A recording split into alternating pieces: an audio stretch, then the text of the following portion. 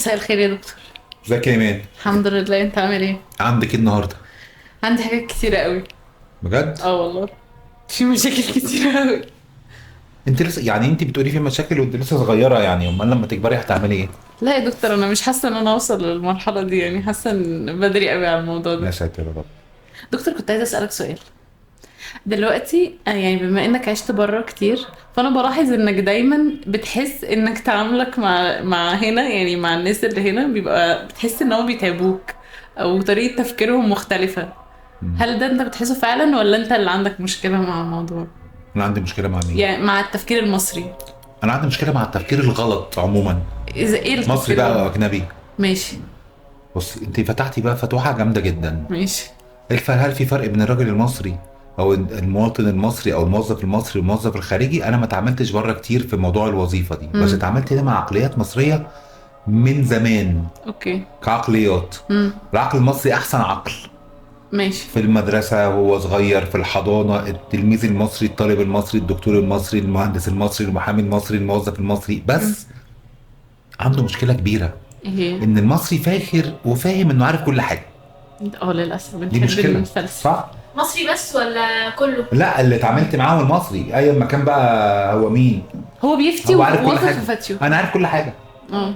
بدليل، فاكرة أنت الكاميرا الخفية زمان كان يقول لك لو سمحت فين ميدان الدقي وبتاع، ده يمين قدام، هو قال لك فين ولازم يجاوب. حد عمره قابلتيه وقال لك معرفش؟ لا. صح. انا الناس المصري لا مع مصر لازم اكون عارف، انا اه. مصري، انا بتاع الحضاره. ايوه دايما صح. ايوه صح. فما بالك بقى في الشغل، فتلاقي بقى كله بيجود وكله مش عايز يغلط، ما حدش بيغلط. طب مين اللي بيغلط؟ طب انت بتغلط يا دكتور؟ انا بغلط؟ يعني ايه بغلط؟ لا ثواني، ما زنقتنيش، ما تزنقش انا. لا. ايوه، اصل انت بتقول ان كلنا مش بنشوف ان احنا بنغلط. طب انت آه. بتشوف نفسك بتغلط؟ طبعا. طب وتعمل ايه الدليل؟ معلش. حلو قوي، نيجي بقى نقول يعني ايه غلط. اه. صح. يعني ايه غلط؟ كلنا فاكرين ان الغلط ده هو حاجة معينة صح ان وغلط. ان في حاجه صح وحاجه غلط. اه. بنتكلم كلنا على الحاجات الكبيرة، وكلنا بنقول ان الغلط ده يا اما غلط عيب او حرام. ده احنا مترجمين الغلط صح. لعيب وحرام. او تقاليد. بالظبط، او التقاليد، السوشيال فاكتورز او العوامل الاجتماعية والتراديشن. احنا بنحطها انها المسطرة. ما تغيبيش قبل الساعة 9 ليه؟ حرام؟ لا. عيب؟ لا. تقاليدنا كده. ايوه، كانت لسه قاعده بتكلمني في الموضوع ده. موضوع 9 لا، ان هو دايما لا، اشمعنى 9 يعني؟ صح 9 ايوه.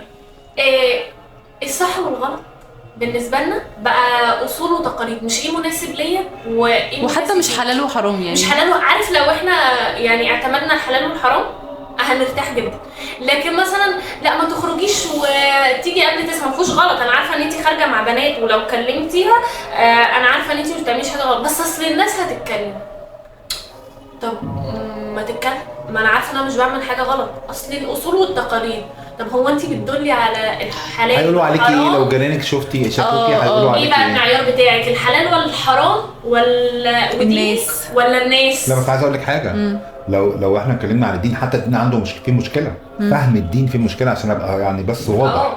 يعني هتمشي تبع انه مذهب، وبعدين مش هتلاقي اجابات في الدين في كل حاجه. هو في الدين بيقول لك تطلعي الساعه كام وتدخلي الساعه كام؟ لا. الدين بالعكس، الدين ليه؟ اكبر ان هو يكون محصور في شويه 1 2 3 4. يعني الدين مش مجرد في الحاجات رأيي. الاساسيه يعني. ما الاساسيه غالبا كلنا بنعملها. يعني ما تسرقش، في عندك مشكله في ده. ما تشربش خمره، في مشكله في ده. ما تزنيش، في مشكله في ده. لا. ما تتعداش على جارك، ما تشتمش. لوجيك. ايه بقى الحاجات التانية؟ يعني ليه بقى بنركز في حاجات ملهاش قيمه في رايي؟ والدين ما جاوبش ارجع 9 ولا 10. ايوه صح. ما جاوبش. يعني مش حرام انك ترجعي بعد 10، ومش حلال انك ترجعي قبل 8. دكتور، طب انت عندك بنات عندي. بتتعامل معاهم بقى في بصي، انا عايز الموضوع اقول ده لك ازاي؟ بحاول. ما بقولش ان انا بتعامل معاهم. طب بنات بطريقة حضرتك كويسة. اسمهم ايه الاول؟ انا عندي رزان 20 سنه وروان 12. ربنا يخليهم. الله انا يخليك. شفت رزان وروان. شفتيهم هنا؟ شكلهم جميل جدا ما شاء الله. انا بقى بحاول ان انا اتعامل معاهم بالفطره. يعني ايه بالفطره؟ يعني ما بحاولش اتعامل قوي اعملي وما تعمليش. ما بحاولش اتعامل ان اوامر. انا عندي المشكله دي، لان انا مش دي مش مشكله. الجيل بتاعنا ما بيحبش الاوامر ولا تجادج، ما تحكمش علينا نهائي ولا تدينا اوامر ولا تنتقد ولا تعلمني. انت قول لي 1 2 وانا هشوف لايق ليا ولا مش لايق ليا. بس طبعا ده هنا في الكالتشر المصري او قوي. العربي ده لا يمكن تقولي الاب مثلا ولا الام لا سيبي بنتك تفكر لوحدها ازاي. مش بس المنطق، برضو الناس هتقول ايه. في رايي ان المنطق بيكون كمان انا انا عندي سلطه، انت بالسوري بالجزمه هتسمع الكلام، وانا عندي خبره اكبر. انا عندي خبره اكبر، انا اكتر منك، انا احسن منك، انا عايزك تبقى احسن مني. مفيش الكلام ده في رايي. مفيش. انا مش موضوع عايز احسن مني ولا لا، ما ممكن ما يكملش اللي انا بعمله. ما ممكن بناتي ولا ولادي ما يكملوش اللي انا بعمله، ومش لازم ان هم يكملوا اللي انا بعمله. هو هيبقى فرصه احسن ان هم يستفيدوا من خبرات الاخرين. بتحاول تخليهم يبعدوا عن الحاجات الغلط اللي انت عديت بيها. ما هو بصي يعني اللي هو يتلاشوها لحد ما، يعني يجربوا حاجات جديده بقى. انا رايي الشخصي من غير دراسه ومن غير علم، احنا وظيفتنا ايه كناس كبار او اباء او ناس مسؤوله عن عيال او مسؤوله عن ناس احنا جبناهم وهم ما طلبوش مننا ان احنا نجيبهم. وظيفتنا ان احنا ننقل لهم خبراتنا، ووظيفتنا ان احنا نديهم في انبوتس طول ما احنا قاعدين. يعني ايه نديهم في انبوتس؟ يعني احنا مش ما حدش اتعلم التربيه الحديثه لما يدخل طلع عليها التربيه الحديثه عادي لوكيشن. ما حدش بيتعلم التربيه الحديثه. مش المفروض نبقى فاهمين في تربيه الاطفال، المفروض نكون عارفين الطفل 5 سنين غير 7 غير 9 غير 12 غير 18 ويبقى والمفروض نكون عارفين حدودنا ايه معاهم وحدودهم ايه معانا واحنا مستنيين منهم ايه. ده المفروض اللي احنا نكون نعمله. بس مش المفروض ان احنا نبين لهم ان احنا كويسين قوي ما بنغلطش خالص. يعني ازاي؟ يعني اصلا زي ما انت كموظفه تقدري تقيمي مديرك وانت اصغر منه ب20 سنه ولا 30 سنه تقدري تعملي ده. حتى لو انت طالبه تقدري تقيمي الدكتور بتاعك في المحاضره. صح. طب ما انت قدرتي تقيميه. نفس الكلام عيالك بيقيموكي. عيالك بيقيموك اكيد. هما ممكن يكونوش بيقيموكي يقولوا لك تقييمهم لان مش ما فيش حد عمرك سمعت عن اب ولا ام طلبوا من عيالهم رايك فيها ايه كاب؟ لا طبعا. انا بعمل كده. حضرتك بتعمل كده بس ما فيش حد بيعمل كده لانه بيعتبروا ان انا ماما بعمل كده. بس انا ما بعتبرش ان انا عندي مبدأ معين او اقتناع معين ان عيالنا مش لينا. انا كل وظيفتي في الدنيا انا جبت العيال بس. ده ربنا حطني علشان اجيب عيال. انا ده فكر مختلف جدا. لا ده انا مقتنع بده فعلا. يعني محدش بيفكر كده. اغلب الابهات والامهات مش بيفكروا. وانا ما اعرفش اذا كان صح ولا غلط، بس انا اقتناعي الشخصي ان انا صح بالنسبه لنفسي. ده نرجع للصح والغلط اللي انت اتكلمت عليه في الاول. هو ايه الصح وايه الغلط؟ وهل الصح صح دايما والغلط غلط دايما؟ حضرتك دايما بتقول لنا ان هو نسبي. يعني كل حاجه الغلط فيها نسبي والصح فيها نسبي. ما فيش حاجه غلط ولا حاجه صح. هديكي مثل. انا بقول فعلا ده. بس هنيجي نقول مثلا الغلط في الشغل غير الغلط في المسائل الشخصيه. يعني انا ماشي في الشغل عندي حاجه اسمها بوليسيز وبروسيجرز، عندي سياسات واجراءات بنقول بيها ان المفروض الموظف الفلاني بتاع الريسبشن مثلا بتاع الكاستمر سيرفيس يعمل 1 2 3 4. فعنده جايد لاينز يمشي عليها، عنده مؤشرات حاجات يمشي عليها. صح. سياسات يمشي عليها وهو بيتعين بيفهموها له المديرين بتوعه سواء اتش ار وبيختاروه على اساسها ساعات وبيختاروه بتاع وبيقولوا له تعمل 1 2 3 4 التاسكس اللي هو المفروض يعمل. صح. خلاص ده ما بيغلطش. ما عملهاش هرجع بقى ساعتها للكتالوج. انت مطلوب منك ده مطلوب، ما عملتوش يبقى عندك مشكله. ده خطا. هنا اصبح خطا. لو عملت مكان لو اديت يعني حاجه بداله قصدك؟ يعني فتحت اكتر فخربت اكتر. يعني عايزه اديك اكتر بس باظت مني اكتر كموظف. يعني اجتهد بس في حته غلط مثلا. يعني دخل نفسه في حته مع ان ده انا قلبي عليك، ده انا بعمل معاك. ايوه انت مش شايف ده ليه؟ هل عشان احنا بحس ان احنا كمصريين ما عندناش حته الحدود؟ مش عارفين. احنا مش عارفين معنى الحدود على فكره. ايه معنى الحدود؟ معنى الحدود ما بيننا وبعض. يبقى ما عندكش مشاعر. لا لنفسك يعني. يبقى مفيش مشاعر. يبقى انا وانت مش قلبنا على بعض، مش بنحب بعض لو في حدود. فاهم قصدي؟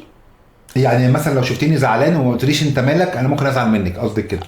لا يعني مثلا لو انا وانت في نفس الشغل وحصل مشكله في الشغل وانا جيت حكيت ان مشكلتك ان انت عملت 1 2 غلطه، بس انا وانت اصحاب وحبايب وكل حاجه. لا انت كده مش صاحبتي. انا هقفش. انت كده مش صح. انت خنتيني. بس ده شغل وده حدود. في حدود لكل حاجه. فاهم قصدي؟ النقطه اللي انت قلت عليها دي وانت قلت عليها في غايه الاهميه. المفروض احنا مش متعودين في مصر ان احنا نحط حدود مع بعض. في المستوى الشغل في المستوى الشخصي نفس الكلام. مش عاملين حسابنا على حدود خالص، مش فاهمين يعني الشخص اصلا مش بيعمل لنفسه حدود، يعني احنا كل واحد فينا مش بيعرف يعمل لنفسه حدود. اصل خلي بالك احنا برضو عندنا مشكله في الفضول، اللي هو ايه، انا عايز اعرف انت ايه قلت كده فعلا ان عايز اعرف انت بتعملي ايه، عايشه ازاي، معاكي فلوس ولا لا، بتقضي وقت، حتى لو ما قلتلكيش بس طبيعه، بس خلي بالك ده طبيعه بشريه. طب هل الطبيعه دي صح؟ هي صح وغلط، لازم تكون ليها كنترول، لازم نستخدمها صح، لازم بقى تستخدمها صح. انا بوصلك ليه؟ انت ربنا اداكي موارد واداكي مميزات واداكي عيوب، وانا اداني مميزات واداني عيوب. طلب مننا ايه في رايي؟ طلب ان احنا نعلي ميزاتنا ونقلل عيوبنا ونتعامل مع بعض بالحاجه اللي احنا مستريحين فيها مع بعض، علشان خاطر نريح بعض كسوشيال ريليشن او ك علاقات اجتماعيه في الشغل، اجتماعيه في البيت. طب ما في فاميلي كامبانيز، الناس واثنين اخوات او ثلاثه او اسره وعايشين مع بعض وعاملين مجلس اداره مع بعض وشغالين كويس، صح، ما دخلوش ده بده.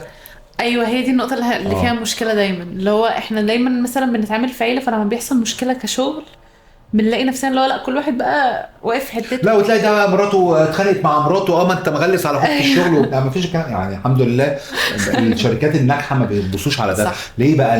لانهم بيكونوا تارجت اورينتد، هم عندهم تارجت، عندهم اوبجيكتيف عايزين يوصلوا له، فما مش بيبصوا على الحاجات اللي حوالين الحاجات دي الانسانيه الطبيعيه. انا من ضمن الانصار فكره التحكم في المشاعر يا جماعه. دي صعبه جدا.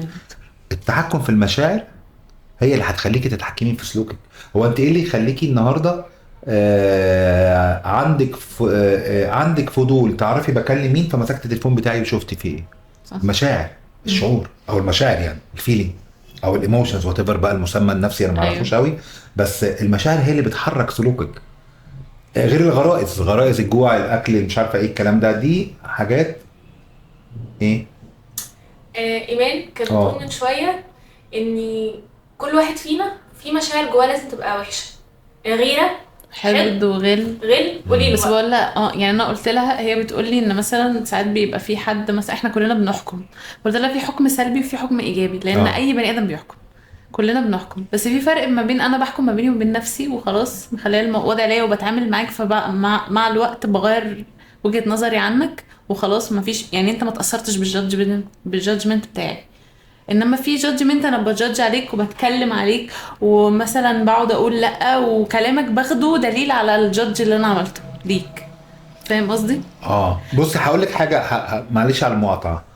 نفترض اني بكلمك في التليفون والخيران خلاص، فانت مستنيني اقول لك باي. شوفي هو موضوع تافه، هو موضوع سهل، ما فيهوش حاجه يعني ممكن تقولي الهبل ده، بس هو مثل بقرب بيه الموضوع. اوكي.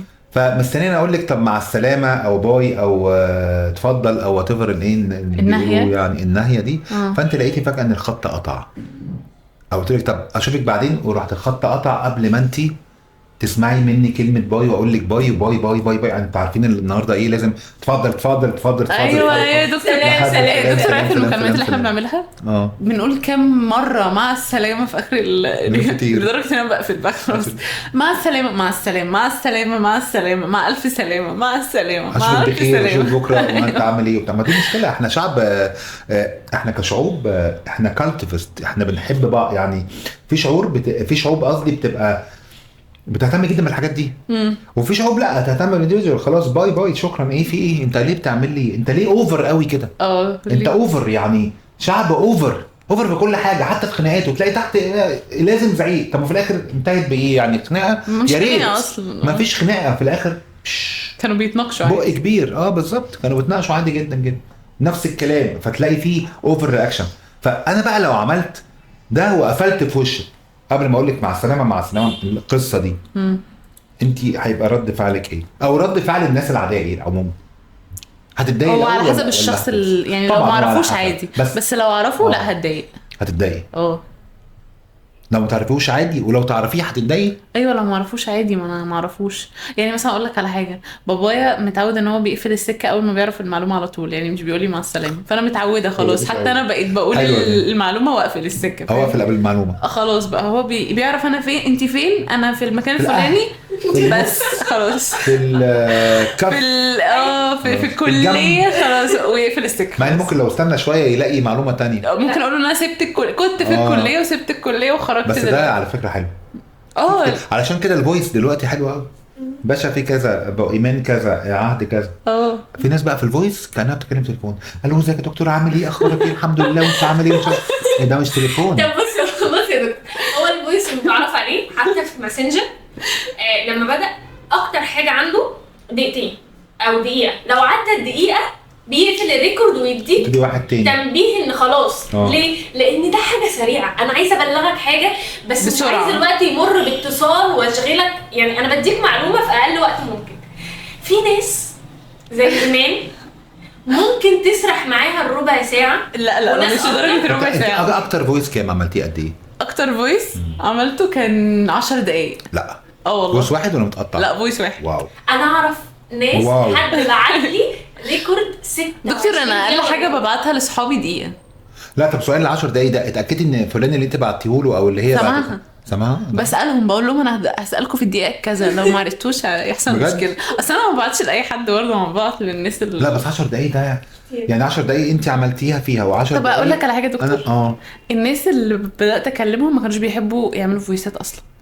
لما انا بدات اعمل كده بقوا بيردوا عليا بنفس عدد الدقايق. يعني مثلا انا بعت 7 دقايق بيروحوا ردين عليا ب7 دقايق. هم بيغلسوا عليكي اصلا مش ما انا بسمع ال7 دقايق عادي، مع اني بزهق بصراحه في النص. ما عشان كده عمل لك الاكس 1 واكس 2 واكس 1. انا بقيت بعمل كده اكس 2. لا انا على راي احمد فهمي كان بيقول مره لو لقى الفويس اكتر من 3 دقايق ما بسمعوش. ايوه ما اسمعه. كذا حد بيعمل كده. اصل انا عايز اوصل للحق. يعني انت ليه فويس نوت؟ ده اسمه نوت. يعني فويس نوت.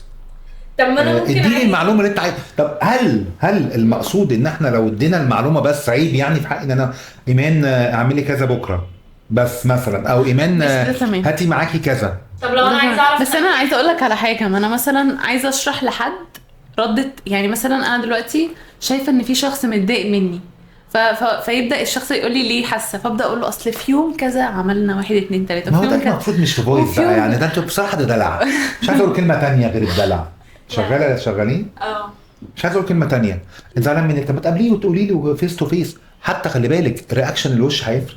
يعني البادي لانجوج اهم من الكلام، وطريقه الكلام اهم من الكلام نفسه. طب دكتور انا بحس ان الناس اتشرست او اتعنفت اكتر بالواتساب والمسجات دي اكتر من وش. يعني ايه؟ يعني بقى في حده بتطلع مني وانا خلف الشاشه وانا بكتب، بحس بالمسجات اتعنفت. لو انا عشان كده بحب ابعت فويس. يعني لو انا وشي في وشك هيقل. حاسه ان السوشيال ميديا برغم ان هي ادتني براحه لانها عنفتني في اني ارد اهاجم. انا هحكي لك. كنت مره بكلم حد في التليفون، يعني لا داعي لذكر اسمه. اخبارك ايه؟ الحمد لله. مالك؟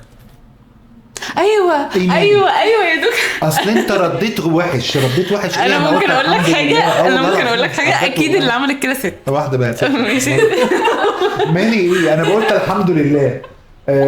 عايزه تتخانقي معايا؟ اقول لك على حاجه. هو ايه اللي مالي؟ بقول الحمد لله. يعني انا ممكن اكون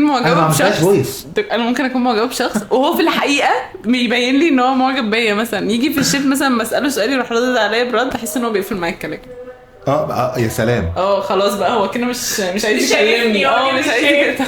انا برد. ايوه انت عارف ان احنا بنحط الحدود دي، اللي هو ابعتي له كده لو رد كلمه واحده وما سالش يبقى خلاص. بتكلموا بعض في القصص دي كمان؟ يا دكتور. على مسار الواتساب ايوه يعني مثلا انا اقول لها انت على اساس ايه؟ على اساس انت دكتور لو عملت لنا لايك فمعناها بتقول لنا اوكي. ما احنا هنا لما بتشوفنا بتقول لنا دكتور مكبرها علينا جد، ما يرد يقول لنا ماشي اوكي. تفرق دكتور. انت عارف مثلا لو احنا معجبين بشخص وبعت لنا تمام مع قلب مثلا لون معين، نفضل ليه كان قصده ايه؟ طب انتوا لما بتبعتوا، حلوه التوبيك ده على فكره، لما بتبعتوا ايموجي قلب مثلا، هل اللون القلب بيفرق؟ طبعا. هقول لك طبعا لسه بجد. طب انا هقول لك على حاجه. مهند زميلنا هنا بعت لموظف في البنك قلب احمر، قال له شكرا وقال قال له تمام وقلب احمر عادي. فالموظف عايز يقول له ان احنا مش في علاقه، احنا مش صحاب، راح رد عليه بقلب ابيض عشان يحط حدود. يا سلام. العشم ما ياخدكش. انت عارف ان في البدايه ما بين الولد والبنت المفروض يبعتوا لبعض ابيض عشان يبقى ما فيش حاجه. احنا أبيض لا عادي. معلومه جديده، بس انا لاحظتها يعني ان في حد كان بعت لي ازرق وبعدين ازرق ده اصحاب. لا الاحمر غلط. انا ما اعرفش القلب احمر معروف. احمد انت بتحبني احنا غلط. افهمك غلط. انا بعت كميه قلوب حمراء. انا ما اعرفش اللغه. ايوه يا دكتور في لغه، بس في في قلب تاني، في قلب في الايموجي احمر غامق، في لا احمر غير الالوان. عنده البتاع عنده رعشه كده. في قلب عنده رعشه. البينك عنده لا ده بنانيتي شويه يعني. بس انا اقول لك على حاجه يا دكتور، احمر غامق وقلب احمر الفاتح. طب انت عارف يا دكتور ان انا بالنسبه لي لو بحب حد بحط له قلب اسود بجد والله. وفي ناس لما بتحب حد بتحط له قلب بينك، يعني بتبقى على حسب برضه الشخص. بس عارفه موضوع القلب المختلف ده دي معناه انها مختلفه. انت مختلفه. انا يعني انا جنب مامتي وبابايا حاطه قلب اسود، حتى منى دايما بتقول لي انت ليه حاطه قلب اسود جنب مامتك. شوفي اللانجوج، شوفي الكالتشر واللانجوج بتاعتك. بس احنا عملنا احنا مع نفسنا ما نزلش كتالوج من واتساب. افكارنا ما تعرفش طلعت. انا اللي بفضله قوي، بص الوسط عندي بحط له القلب الاحمر اللي هو الغامق مش الفاتح عشان في غامق. انما الاسود ده بيبقى بالنسبه لي خلاص بقى ده حد يا سلام في حته ثانيه. عشان تعرفوا يا جماعه بجد هو طب ايه اللي حصل يعني؟ لا اتفقنا على الموضوع ده ولا الواتساب بعت كتالوج مع كل واحد ده يستخدم في الفضول، ده يستخدم في الحب، ده يستخدم في الصداقه. ما بعتش. انت زي ما انت قلتي احنا اللي عملنا ده عشان مشاعر. ليه؟ ازاي؟ مشاعر احنا مفيش حدود، عشان برضو مفيش حدود، سايقين مشاعرنا سايقين. لا ليه قسمنا يعني؟ احنا اصلا فتحنا الموضوع ده يعني. مثلا في كذا ايموجي برضو انا بالنسبه لي على فكره مش كل ايموجي يعني فاهمها مفهومه. يعني ده مثلا شكرا، في ناس بتبقى انا بعتبره شكرا والف شكر. انا بعتبره الف شكر اللي هو ثانك يو فيري ماتش. انا بعتبره في ناس بعتبره براي. هو اصلا براي اتس براي ايموجي يعني. كتبت انا في بقى اللي هو كده براي في كده بدل ما اقول يا رب ببعتها. لا دي انا ببعتها لما اقول دعواتك مثلا. ايوه بجد كده صح. مع ان دعواتك هي نفس الايموجي اللي جنبه. اللي هو ده بتبعته ليه؟ بتاكد عليه ليه؟ لا بس ده غريب يعني ليه ابعت دعواتك او يا رب وابعت جنبه ده بقى تأكيد؟ لا مش جنبه جنبه او بعدين ليه باكد على يعني ليه التاكيد؟ فاهم قصدي؟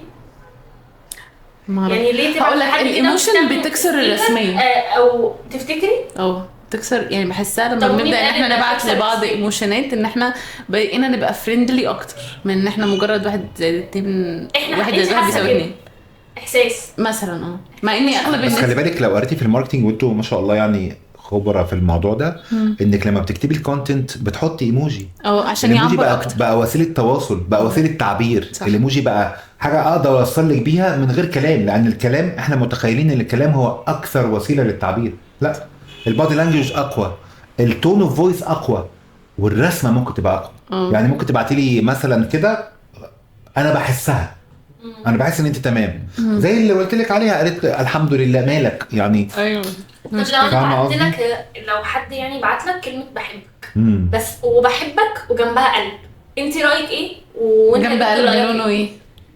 على حسب. مثلا انا ببعت احمر مثلا يعني، بس عامه كلمه بحبك وجنبها ايموجي وكلمه بحبك لوحدها هل تفرق؟ هل حد فيك؟ انا بالنسبه لي لو حد قال لي يعني حد عادي ما هوش انا يعني مش مهتم بيه او مش مهتم بيها او واحده لا او في علاقه وحد قال لك كده بحبك ما بتفرقش عندي من غير ايموجي عادي، ما بتفرقش عندي. مش هتحسي بحاجه هو طبعا لو بقلب هتبقى افضل، بس لو من غير قلب هتبقى عادي. ليه هتبقى افضل؟ عشان احس ان هو بذل مجهود اكتر في انه فكره حلوه دي. انا بالنسبه لي الاثنين واحد يعني، ما فكرتش فيها يعني. بس يعني لو حد كتب لك بحبك بس وبحبك جنبها قلوب بقى تحبني اكتر؟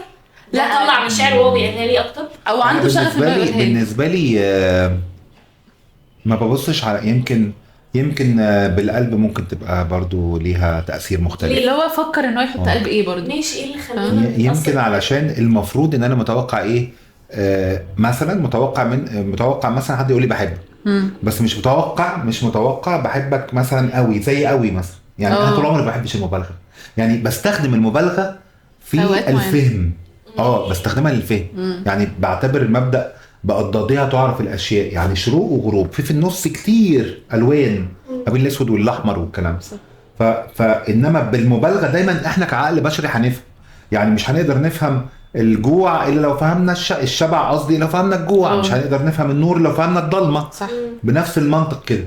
فالمبالغه بتعلمني ساعات ان بتدي جرس.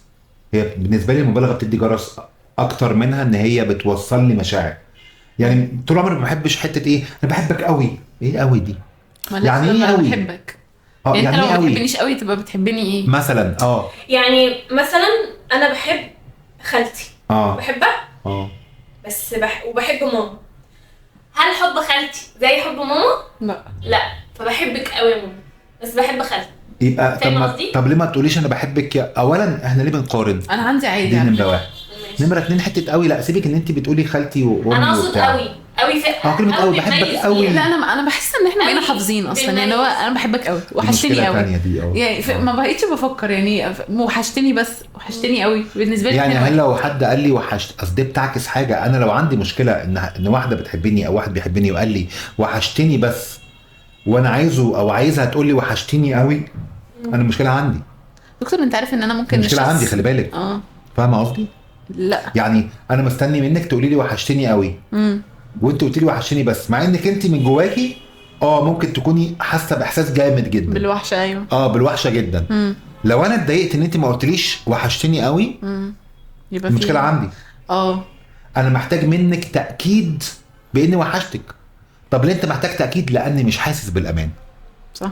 الاحساس بالامان وحشتني ازيك عامل ايه دي بتدي طبعا الفيلينج بتاعنا. احنا عايشين مع بعض، احنا ككالتشر او احنا كمجتمع او احنا كناس بنعيش مع بعض فبنتعامل، فمحتاجين انتر اكشن، ما احناش روبوت. صح. هاتي ده وروحي ده، محتاجين كلام. فلو حد قال لي ما قاليش وحشتني قوي او بحبك قوي وانا اتضايقت، المشكله عندي ان انا عندي نوع من انواع الايه الفير اوف لوس. ايوه انا خايفك تبعدي عني، فانا عايزك كل شويه تاكدي لي بس مش هتقوليها لي كده.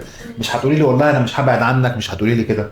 انت هتقوليها لي في صوره انا عايزك قوي، انا بحبك قوي كل شويه. مش في ناس كل شويه ده، في على فكره بنات بتشتكي من الموضوع ده جدا، ومعظم الناس اللي عندهم الكلام ده والله اعلم. انا مش ما عنديش احصائيات. الولاد عندهم برود شويه. الفير لا بالعكس، الفير من انتهاء العلاقه اكتر من البنات.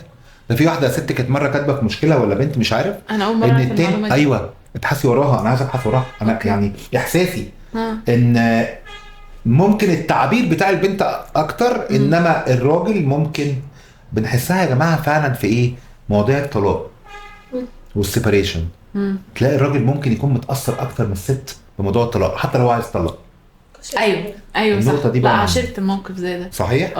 مش كده؟ ايوه يعني هو في الاول بيحس ان هم خلاص احنا فعلا مش هينفع نكمل مع بعض عشان هنأذي ناس كتير غير ان احنا بنأذي نفسنا. بس لا انا مش عايزه اطلق عشان انا مش عايز، مش عشان حاجه تانية. لا في نفس الوقت بعد ما يطلق مين بيحاول يرجع لو في محاوله رجوع؟ هو غالبا الراجل. غالبا. ايوه غالبا. يعني انا مفيش ست بتحاول ترجع. كذا حاله كده قدامي حصلت في ناس يعني اصحابنا ان الراجل ما انت اللي عايز وانت اللي خلصت الدنيا وقفلت المشروع. ما هو الجواز عباره عن مشروع. اتفقنا ان احنا مش نافعين نشترك مع بعض في هذا المشروع فقررنا الانفصال. عشان كده الطلاق لازم يكون على فكره مش من طرف واحد. انا من انصار ده، انا من انصار ان لازم الطلاق يكون بالاتفاق، متفق عليه. لازم زي ما اتفقنا ان احنا نرتبط نتفق ان احنا نخلع. لوجيك. شكرا مع الدين ولا الكلام اللي الناس بتقوله ده، عشان في حاجات كتيره جدا انا مش مقتنع بيها من العلماء اللي بيتكلموا في حته الطلاق والجواز والكلام ده. طالما انا وانت لازم نرتضي ان احنا اتجوزنا مع بعض واشتركنا مع بعض في عمل حياه، يبقى اوتوماتيك لازم نتفق واحنا نبعد عن بعض. طب انا عايز وانت مش عايزه، نتفق ازاي ده يحصل؟ طب انت يا دكتور عارف ان في علماء ردت في الموضوع ده، قالت ان هو خلوا الطلاق في عصمه الراجل لان الست ايموشنال بطبعها اكتر بكتير وعصبيه، فممكن في موقف ما يكونش يستدعي فتقعد تقول لك ايه انت طالق فانا خلاص احنا اتطلقنا. وان الراجل من طبعه هو راجل وقوي واعصابه اشد، فهو اللي بيستخدم عقله اكتر في الموضوع ده. مش بيأثر عليه المشاعر اكتر. انت عارفه ده كان رد الناس، انت عارفه يعني ده كان رد العلماء. انا مش مع ده. طن